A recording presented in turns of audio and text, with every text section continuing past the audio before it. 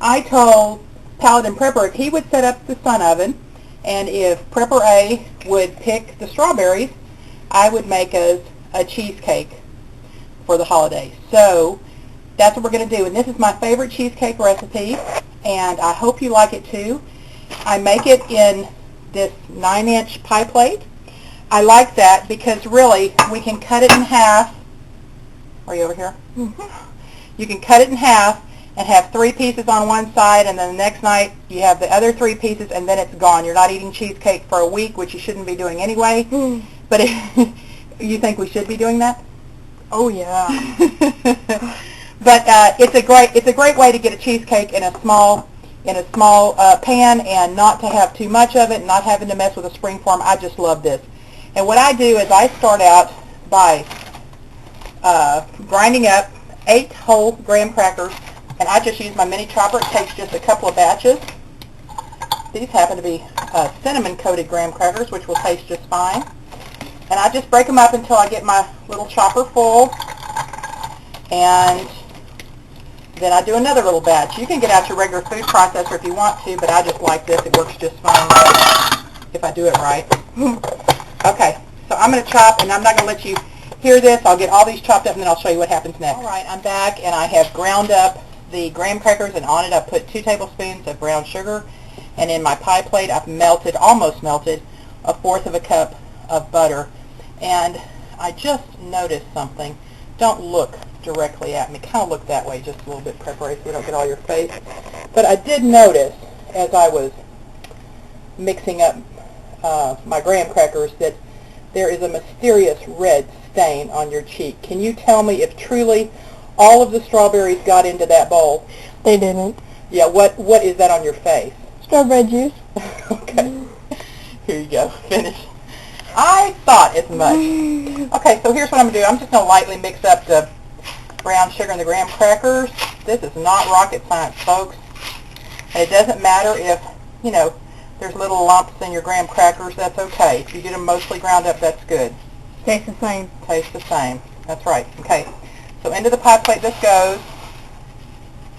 I'm going to mix it with a fork just to moisten the graham crackers. I use my hands for a lot of this. They're impeccably clean. Even though I worked in the garden this morning, I came in and scrubbed up. I was trimming apple trees. We had some kind of branches that were going in a direction I didn't like, and they're growing so much that I needed to tie them up. I'll do an update pretty soon. Checking the potatoes, looking at the blackberries, which look like they're going to give us some blackberries. The raspberries are absolutely loaded. And of course, PrepperA picked the strawberries. Paladin Prepper was digging up some wild violets that really have these seed pods that go crazy. And if you don't, I mean, if you want wild violets, that's great. If you don't, you really probably ought to dig them out because they really produce at quite a tremendous rate. So he was digging some of those up. We saw a couple of bare spots in our Back to Eden garden that were showing a little bit of dirt, and you know the rule is if you're doing the Back to Eden gardening, no exposed dirt. So he was covering up those patches. Our Back to Eden garden is really going so well. I know there's a lot of naysayers out of there, and a lot of people say, you know, it's not good for a big garden, and I'm saying don't knock it till you tried it. I know some people have tried it and haven't been successful, but it's working here in central Missouri, and I could not be happier. So what I do is I kind of put the crust kind of thick at the top and leave it a little thinner at the bottom to be sure I can get all my liquid in there. This looks just slightly lopsided, so I'm going to encourage some of the crust over this way. And even though it seems kind of loose, once you heat it up, once you bake it for the few minutes you have to bake it to set that crust, it will set, and it will not be crumbly. Maybe pardon me, maybe I haven't left enough on the bottom. Let's see. I used to make this a lot, but we're trying not to eat quite as much fat, so I haven't made it in a while. I think that looks pretty good. Please don't feel like you have to buy name brand cream cheese. This off-brand cream cheese is absolutely just as delicious. You know I boycott Kraft, so I do not buy Philadelphia cream cheese. I like this cream cheese very well. I buy it at Aldi. Oh no, this is not Aldi. This is Best Choice, which means it's just my local grocery store. But Aldi cream cheese is excellent too. So don't feel like you have to buy a name brand cream cheese. Wait till they run it on sale for 98 cents and then go stock up. It lasts in your refrigerator a very long time. So I'm going to go get this in the sun oven and I'll get back to you. When I went to go put this pie crust in the sun oven, PrepperA reminded me that it did not have to be pre-baked, and I forgot about that. So now I'm just going to mix up the filling and pour it in. First of all, in the mixing bowl I have cream cheese, sugar, and a pinch of salt. I'm going to beat that up till it's fluffy. The cream cheese and sugar was light and fluffy, so now I'm going to beat in very lightly 2 eggs. All right, the eggs are in, and my eggs are so rich it's probably going to be a yellow cheesecake instead of a white one. So here's what goes in now. Splash of vanilla, splash of lemon juice, and some sour cream. Trying to do this one-handed. Looks good to me. I'm going to blend it up and pour it in the crust. I'll show you what it looks like.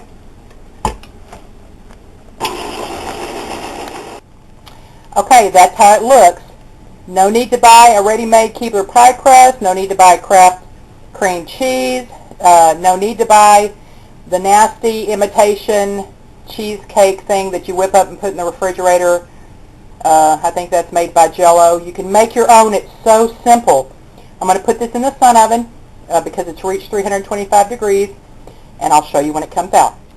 All right, just a quick shot of how it looks when it comes out of the oven. It does not take on any color at all, and like I said, mine is yellow because my eggs were so rich. You know when it's done, when you take it out of the oven, I don't like to stick a knife in it because sometimes it will crack it. But after you take it out of the oven, when you shake it, you can tell it's not liquidy in the center. So this is perfectly done. I'm going to put a little wrap on it and put it in the refrigerator to cool. I also meant to tell you that it took a little longer than the recipe suggested because our day is partly cloudy, and a couple of times the temperature dropped down to 300 instead of 325, so we just let it bake a little longer. So you have to kind of adjust when you use a sun oven, but it's not hard at all. So we'll show you when we're ready to serve. The cheesecake has cooled and I'm ready to cut it. I'm actually going to cut the part with a little blemish here. If you let the saran wrap touch it, it will, especially when it's warm, it'll try to stick to it, but that doesn't matter. So we're just going to go in like this. Would you give me the pie server over there? Yes, ma'am. I want to be sure to cut all the way through, because especially here on the, you know, when you get it on the curve of the pie plate, the crust is pretty thick right there. I think I got it. Okay, let's see if I can get it out. Oh, it looks so good. I just kind of go down like that where the crust is thick, right there at that bend. There we go. I think I got it. And this is one of my favorite things. A lot of times this is my birthday cake because this is what I want. That's what she requests for her birthday usually. You can see how the crust is, it's thick and delicious and yummy. The next slice will be much easier to get out. So let's put just a little bit of the strawberries that PrepperA picked on it. And I'll just let them do the talking. Oh, she's got her fork already. They're about to leave to go to basketball practice, but they wanted to taste. So here's PrepperA. That is so good.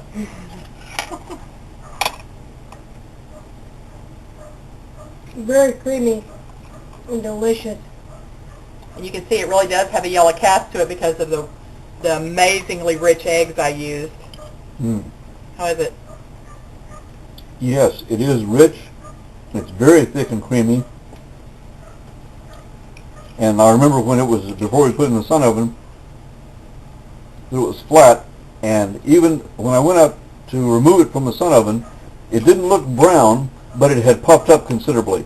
And it is done. This is a delicious cheesecake, a great way to make a simple cheesecake just in a pie plate. You don't have to have a fancy springform pan. You can tell they love it. It's absolutely delicious. Give it a try. Nothing could be simpler. As long as you have graham crackers and some cream cheese and some eggs and some sour cream, you can pretty much throw this together anytime you want. So let me know if you try it. Katzcradul, PrepperA. And Paladin Prepper.